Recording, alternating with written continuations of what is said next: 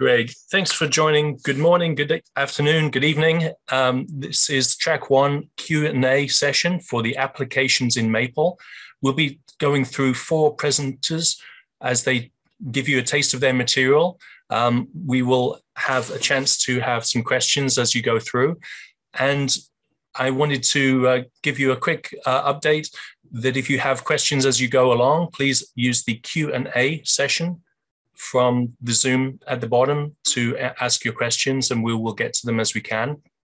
Each presenter has about 10 minutes, and there'll be some time for questions during that slot. And my name is Alex Bealby from MapleSoft, and I'll be your moderator today. Our first presenter is Anastasia Mukhina, and she will be taking through digital informational model developing for well productivity estimation through the Markov processes tools application. So Anastasia, would you like to take it away?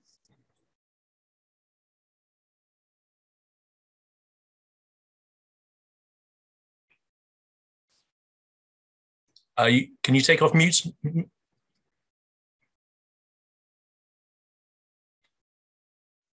Anastasia, I believe you're muted.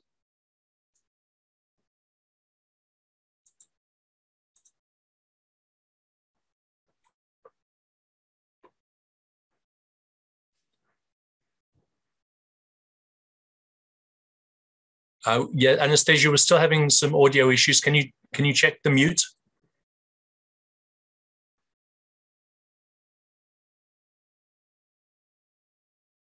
Thank you. That's better. Thank you very much. Yeah.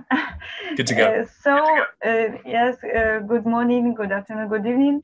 I'm glad to share with you my current project, which is dedicated to the reservoir research and trying to find some ways to increase the paces of hydrocarbons production, of course. Generally speaking, hydrocarbonized reservoir as the management objects are sophisticated and dynamic examples of the natural origin and sensitive behavior. Hence, the oil and gas sources accumulations are the open, dissipative, multi-structural and changeable systems. There are many reasons and factors to take into account the high degree of uncertainty of the process. Moreover, based on the risks level minimization, in order to reduce some, for example, alarm occasional situation, it is necessary to observe the potential factors which can take along to, for example, incorrect interpretation of technological parameter trends. Accordingly, productivity estimation with help of Markov modeling apparatus, it is supposed to be the prior and reliable way for the digital reservoir model informativeness rise and hydrocarbon productions operations spaces activation. So on the slide, you can observe the stochastic variant of the 3D digital model. You can see in the left part, on the left part of the screen, and on the middle part, you can see the digital signal of the gas rate parameters directly obtained from the source, from the sensor. So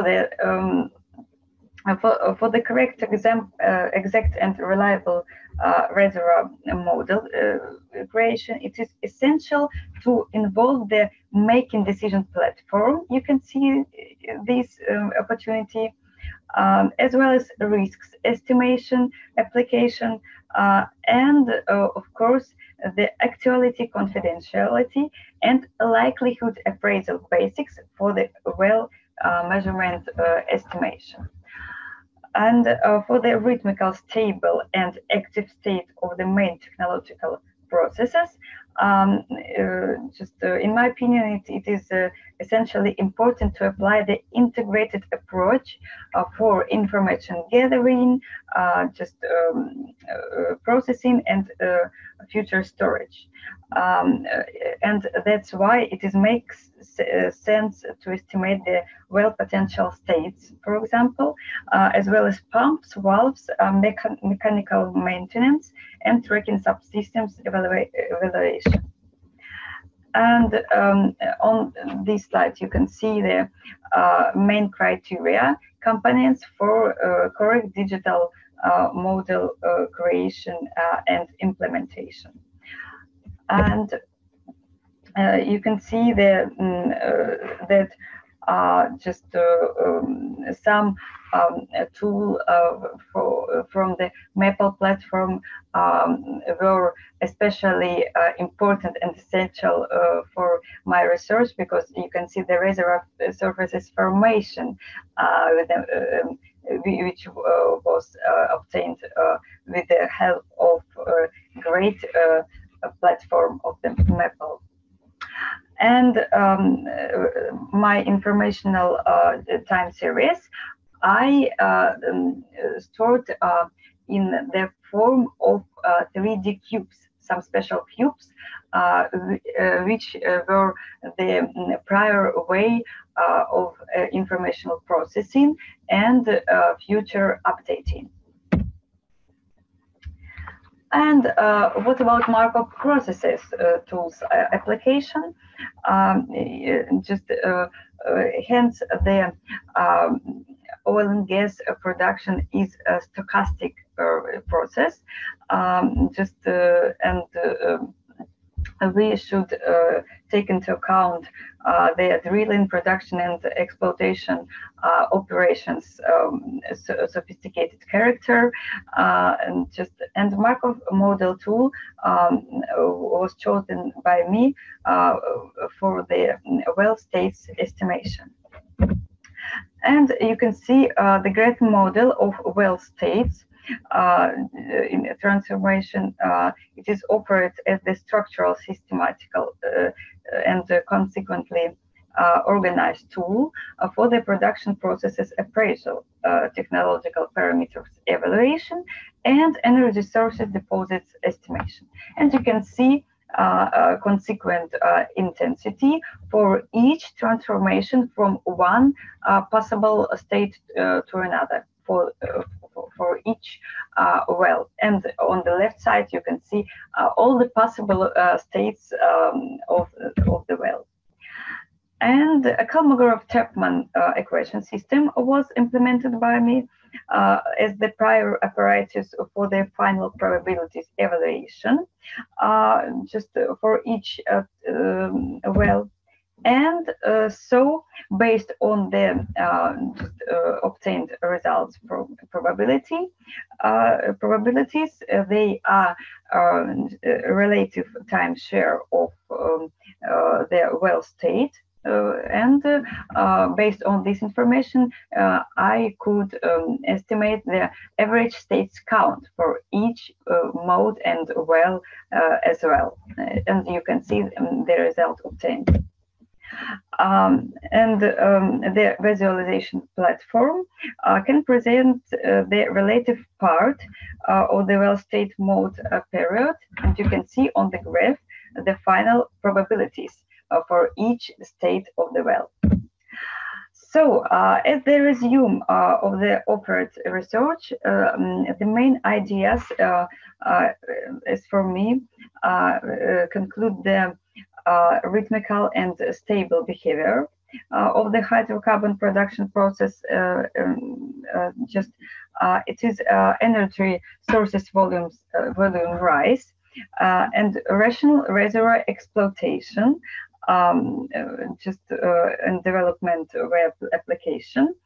And the Markov model can be the guide for the well placement updating. For example, you can see it on the slide, for the well construction and drilling support, and it can be a very good tool for the uncertainty reducing on each stage of reservoir management process. It is the good way for the rational just approach of reservoir management and hydrocarbons production, of course. So these are my references. Thank you very much for attention, and now I am ready to answer the questions. Thank you, Anastasia. That was really helpful. If you have a question for Anastasia, then please put it into the Q&A section in Zoom.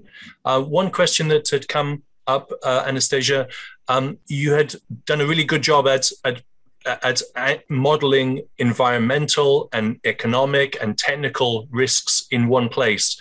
Could you give an example of the sort of environmental risks that would be applicable to the oil and gas wells that you were modeling?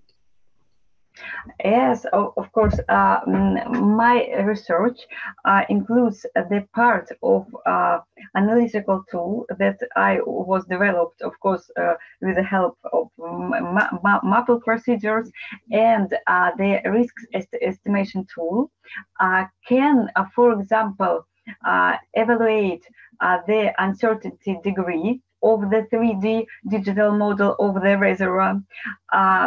Secondly, this tool can estimate the potential risks of incorrect and some noisy information obtaining from the sensors. Yeah, and the third point is the risk evaluation apparatus, includes some opportunities to evaluate the potential risks about the possible dangerous and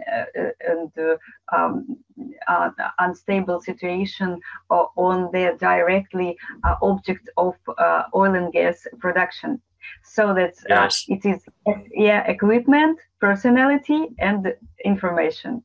Yes, that would certainly make it very applicable. Thank you once again, Anastasia. We'll be moving next to the next speaker, but appreciate your time.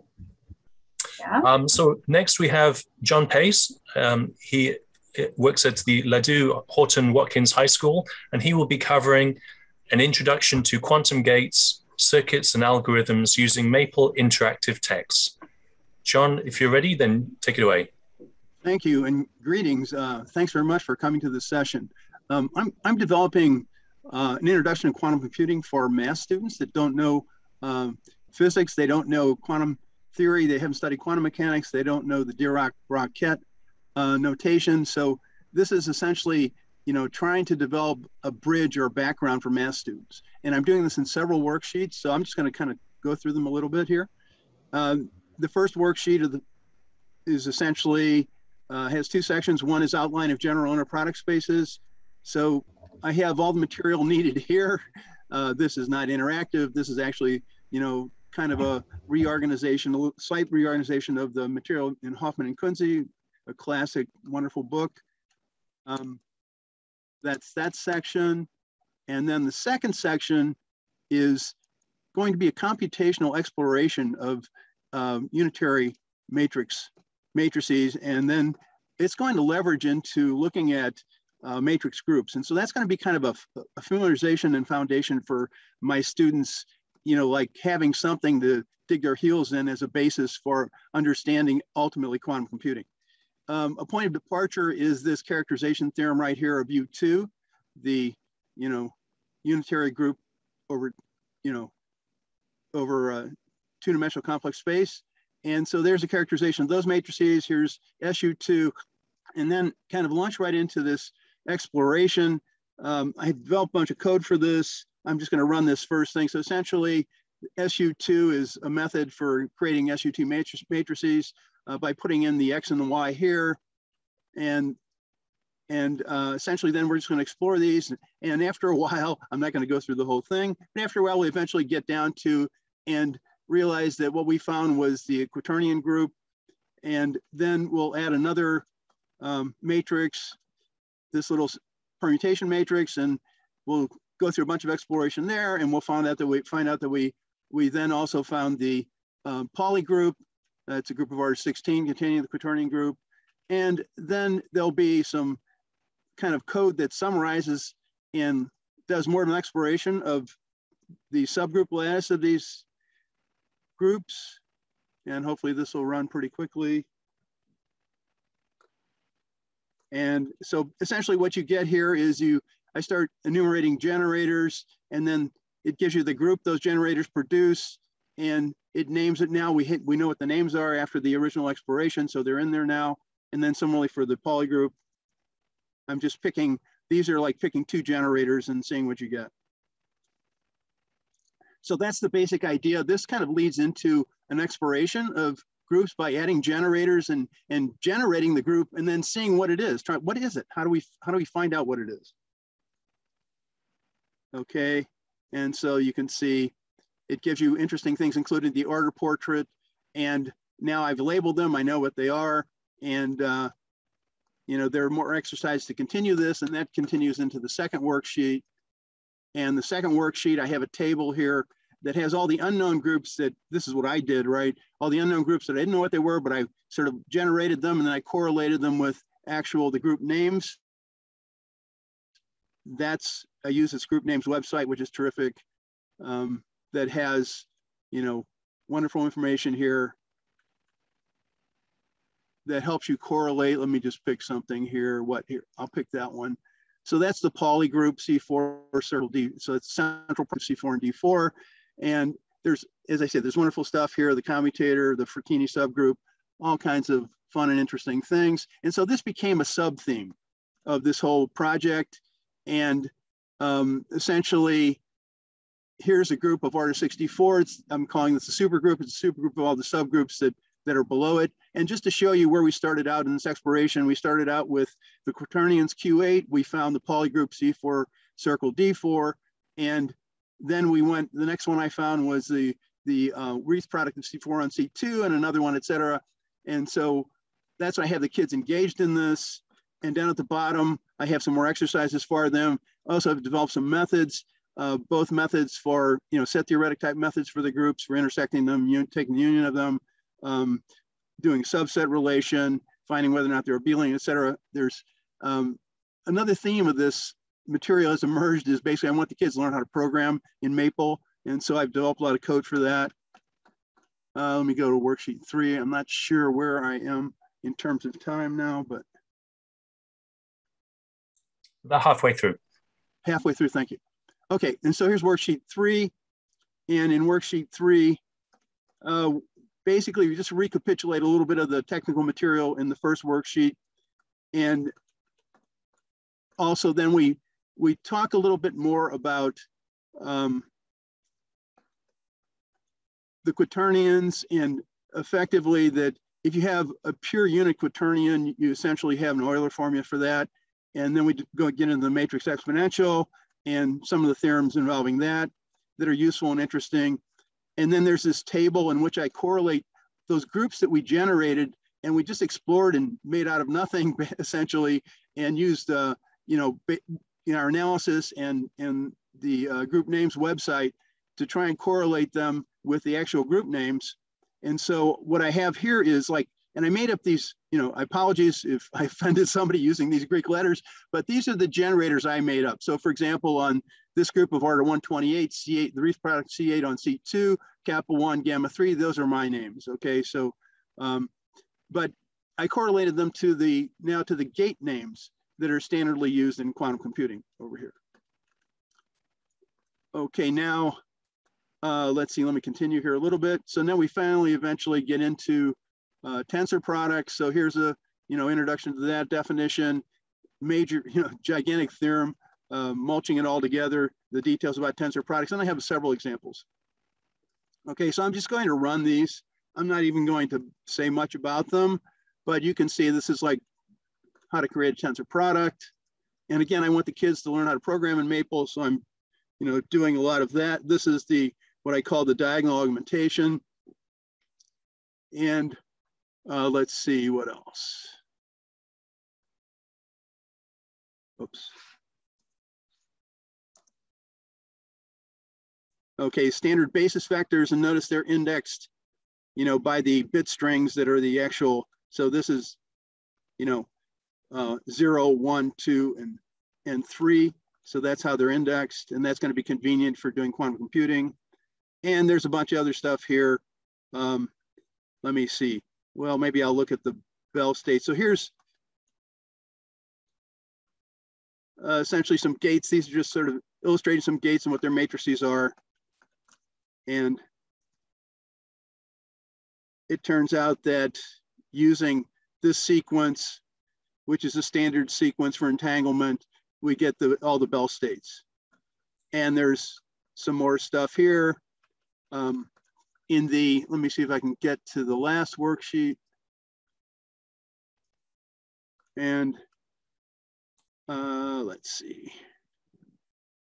We have what I call the non-factorization states. And that's easily explained using Maple. You can see you can pretty much generate whatever you want. Now here's superdense coding. And this is also a lovely way. Effectively what you do here is that you have two entangled qubits, and you send, and Alice has one, Bob has one. Alice does stuff to it and sends it to Bob. And in the process, she's going to communicate two classical bits. And that's what superdense coding is about. Use one qubit to communicate two classical bits. And so and the way that's done is essentially there's an operator in the middle of the sequence of operators. And depending on what you pick here, here's the identity. You communicate the subscripts here, namely of the basis vector you get, namely 0, 0, that's 0. And then you also, for the next one, you can communicate 0, 1. If you use this operator, where U tensor ID is sigma 1 tensor ID, and sigma 1 is a Pauli matrix, et cetera. And so you can basically, communicate, Alice can communicate two classical bits by sending one qubit.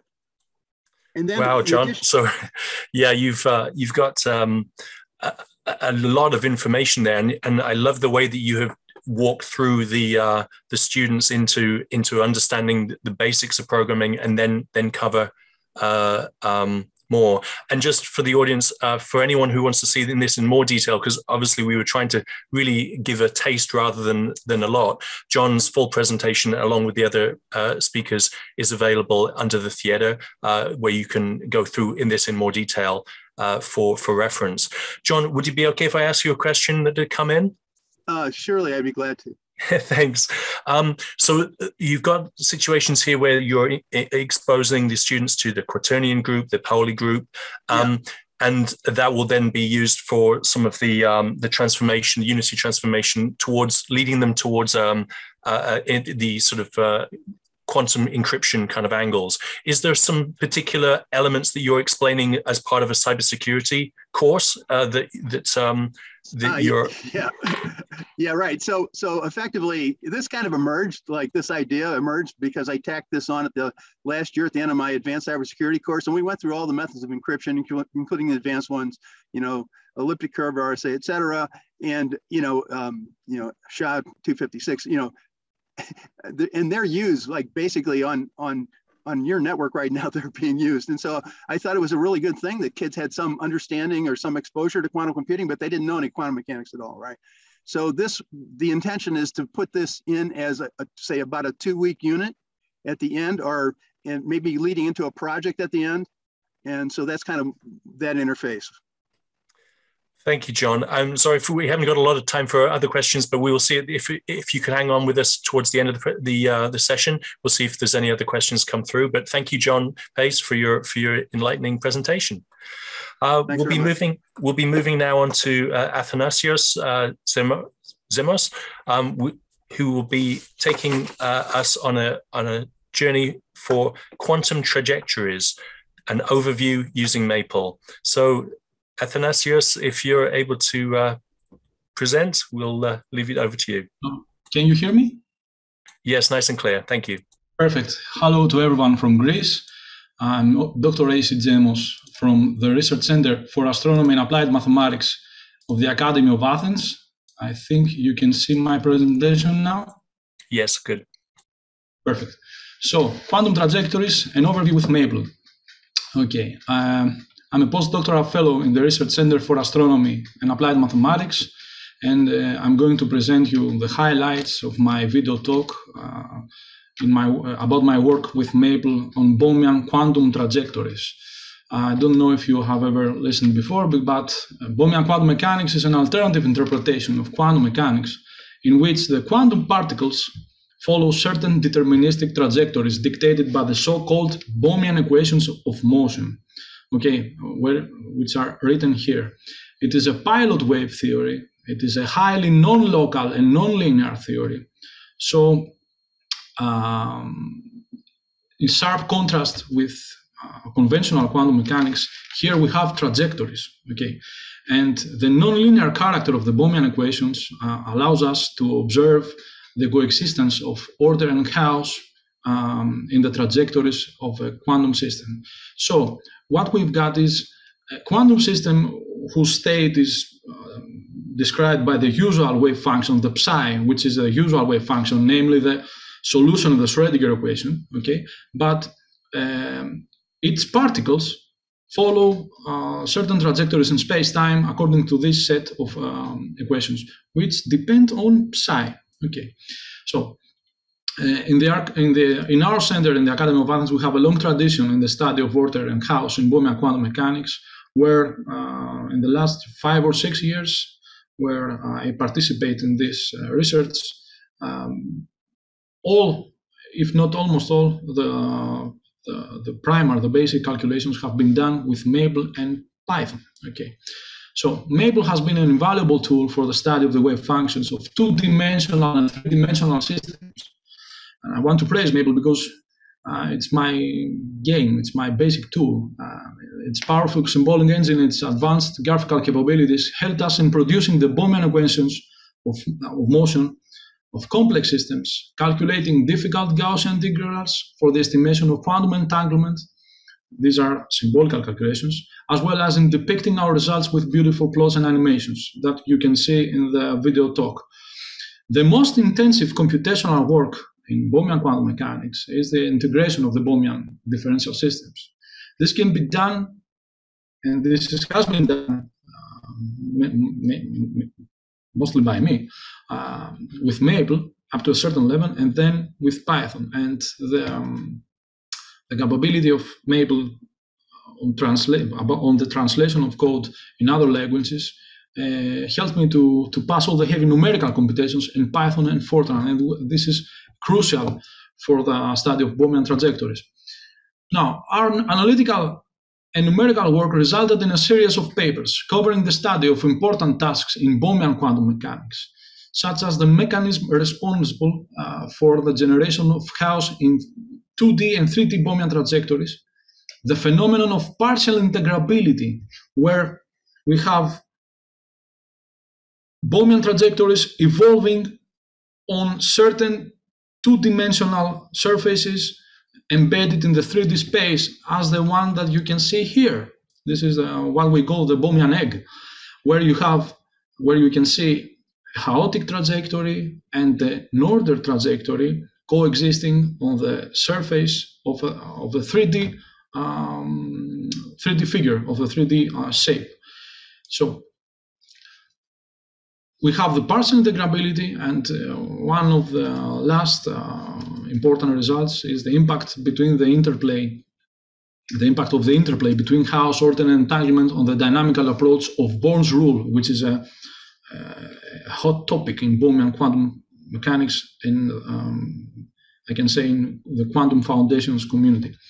So Bohmian quantum mechanics could serve as the starting point for a pedagogical introduction to dynamical systems, since all the classical methods apply naturally in the Bohmian framework. And in the video talk, you are going to see a very fast, a very brief summary of our results through the prism of our more than 300 algorithms in Maple. To make a long story short, our basic result is the most general mechanism about the generation of chaos in 2D and 3D Bohmian trajectories, which is the so-called nodal point X-point complex mechanism. See, here you see the basic geometrical structure of the Bohmian flow closed in the closed neighborhood of a moving nodal point. The nodal point is defined as the point where the wave function vanishes. And close to the nodal point, we find a second stagnant critical point of the Bohmian flow, which has the same velocity with the nodal point, which is the X point. It's a hyperbolic point which scatters the incoming trajectories, and the cumulative action of many such scattering events results in the production of chaos in Bohmian mechanics. So this is all from me. You can ask me whatever you want. Can you hear me?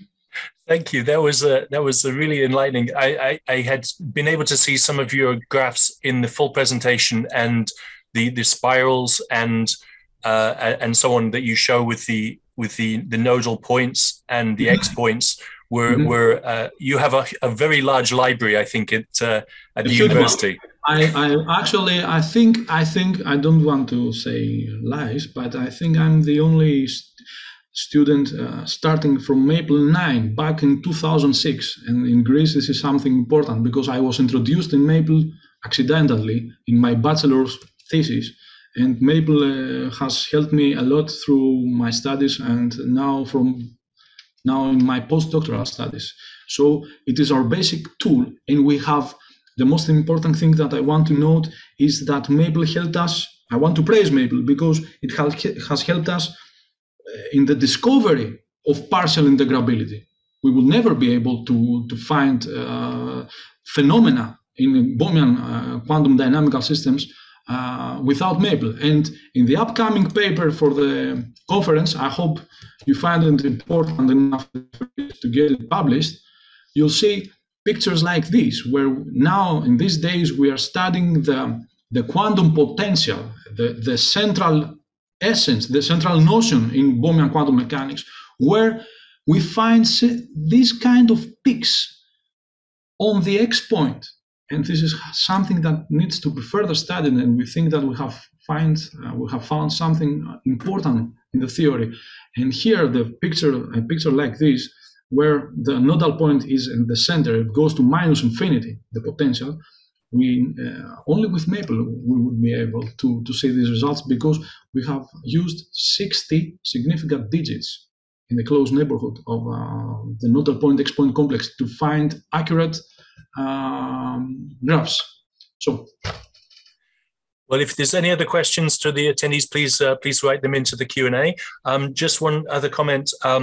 Your modeling has generated a mechanism to model chaos and order into the trajectories. Has there been much interest in using that for other applications, other non-linear functions?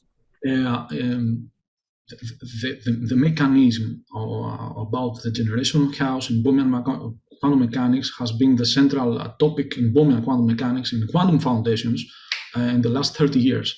And we believe that we have made the most general mechanism for an arbitrary wave function. This mechanism has been introduced to Bohmian qubits, entanglement, chaos and entanglement, which is the series of works that we hope to review in the next Maple conference. Yes, the techniques are the same with the classical dynamical system theory, but in the Bohmian framework, everything is under scrutiny in these days, and that's why we use Maple. It's a huge experimental laboratory for us. If you want to see technologies nowadays, if you want to talk about technologies nowadays, we are working on coherent state qubits, coherent state based qubits with the nodal point X-point complex mechanism. Wow. Well, thank you again for your presentation. That has been awesome. Really appreciate that. We'll be moving now over to our next speaker, Stephen Roper from E-Cross-H Limited. He'll be covering the calculation of far-field and electromagnetic radiation patterns for antenna arrays that repeat in the X, Y, and Z directions. So, Stephen, if you're able to take the screen, thank you. Yes, hopefully you can see that. Yes, we can see and hear you well. Splendid. Right, I'll try go. Is that okay? That's full screen for me. Nice and clear, yes. Splendid. Okay, thank you, Alex. Yeah, so this is a brief introduction to a Maple document that you can use to calculate radiation patterns from antenna arrays. And you can see here that I've got a model of a two-dimensional array. These blue circles represent the array elements. And when you want to calculate the field in the far field here, you need to basically sum the contributions from each of these array elements. The amplitude from each array element will be about the same because we're so far away from the antenna, the extra distance doesn't make any difference. So it's all about phase. We need to know the difference in phase from signals arriving at each of these different points. So to calculate the difference in phase, we need to know the difference in the path length. So this position vector P describes the observation point compared to the origin. And this vector here, P minus A, is the distance from this array element to our observation point, where A is the vector that describes the position of the array element. And this expression here gives you the Cartesian coordinates for each of these elements. The lowercase a is the X array element position, and then we've got B and C for Y and Z axes. And the uppercase A gives you the number of array elements. So in this case, uppercase A would be 4 because there are 4 elements along the X-axis. And what this little expression does is it will always make sure that the array is centered about the origin. So once you've got the difference in path length, which is the magnitude of vector P, the position vector, minus the magnitude of P minus A, you just multiply by 2 pi over lambda and you've got the phase difference. So putting that into Maple, here's our phase difference. This is the magnetic field strength at our observation point. So we've got an arbitrary amplitude and then a complex exponential, and here's the time varying component. And if we were to imagine an isotropic antenna at the origin, we'd get this. So it's exactly the same, but there's no phase difference.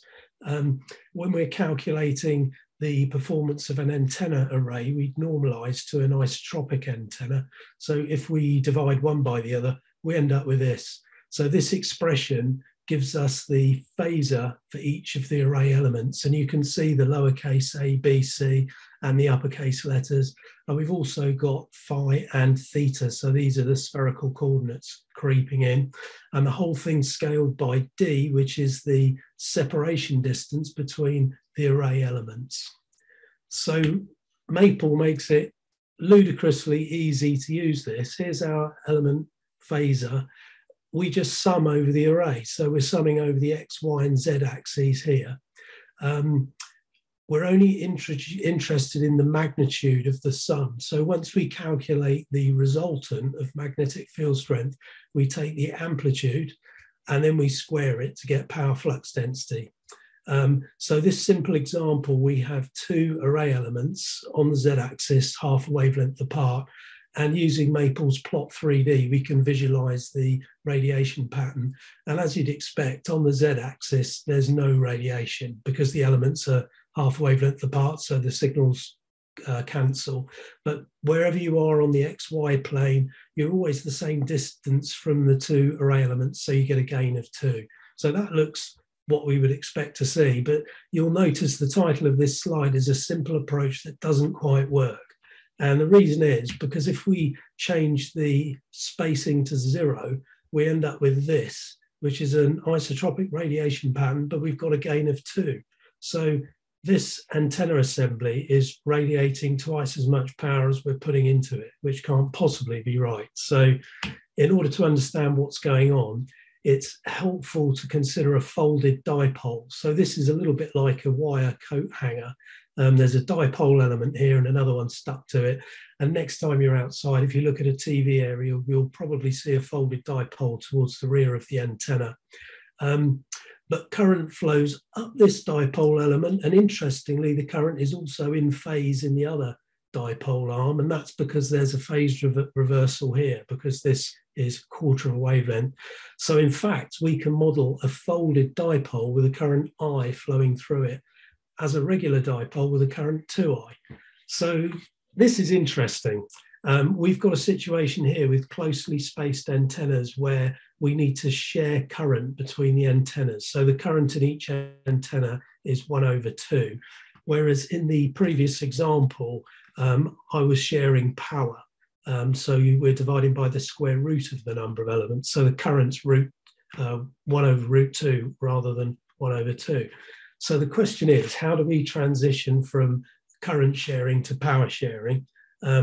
And the simplest way to do it seems to be to just calculate the power radiated from the array.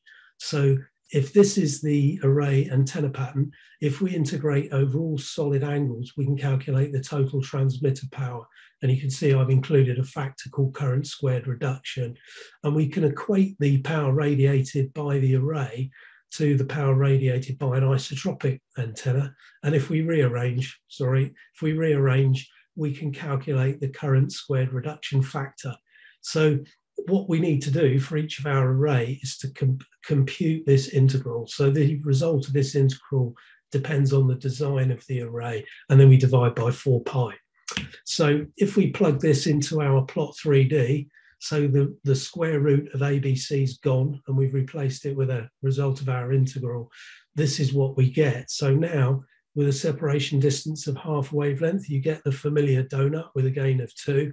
If we reduce the spacing to quarter of a wavelength, you can see that we've taken some of the power from the outside edge and used it to fill in, because the gain's a little over 1 and the donut's beginning to fill in. And then if we reduce the separation distance to 0, we've now got a nice isotropic radiation pattern with a gain of 1. So now the model's working. If you go to the Maple workbook, there's a procedure called plot array pattern, which you can use to plot different array patterns. And these some of the examples. So here's our donut. You can see that plot array pattern also shows you the position of the array elements. So here are our two isotropic radiators, half a wavelength apart. If we increase the spacing to 1 wavelength, we begin to see radiation along the z-axis. And these are some other examples of isotropics with 4 isotropics and 16. This is the sort of antenna design you'll probably get in 5G base station sites, where you need to steer a beam to wherever the user is.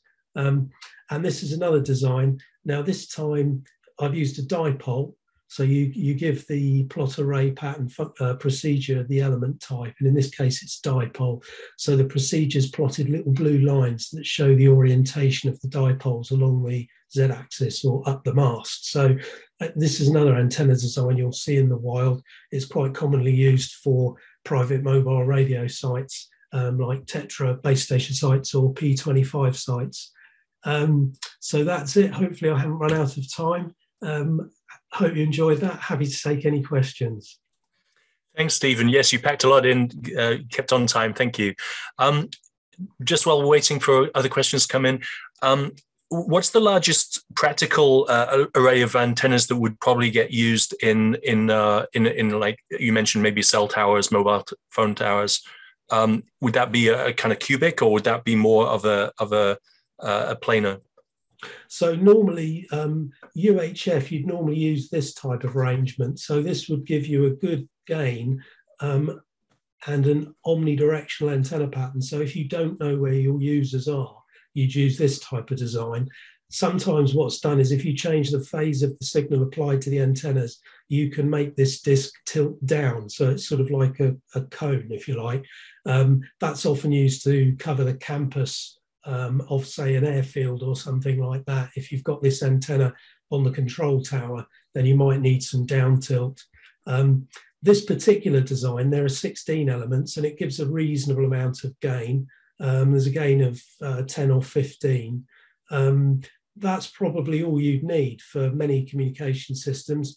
but I suspect that for 5G systems in the millimeter wave band, you're probably going to end up with 30 or possibly even 60 elements, and they'll all be at the base station. So the gain will be at the base station, and probably very little gain in the mobile terminal. I've never actually seen an antenna that looked like this, where you've got a cubic arrangement. This is 64 isotropic elements. I just produced this because I thought it looked fun, but I don't think it's got any practical application. There was one other question that came in. Do you have to factor in diffraction with sort of the signal transmission and reception?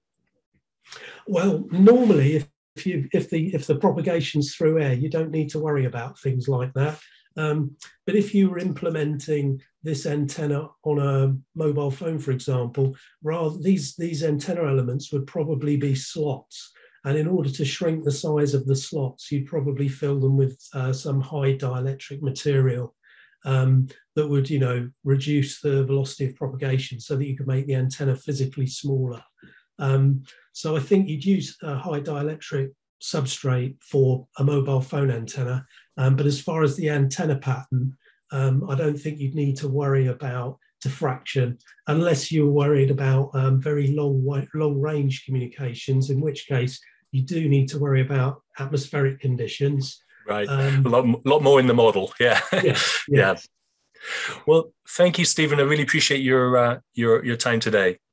Okay. If there's any other questions that you think of later to the audience, I would encourage you to reach out individually to the speakers through the conference lounge or the one-on-one communications. And for anyone who wanted to see more about any one topic here, just to remind you that they are available in the theater. You can look under the tab Applications in Maple, and you can pull down the on-demand recording for that to go in more depth than we were able to squeeze in today.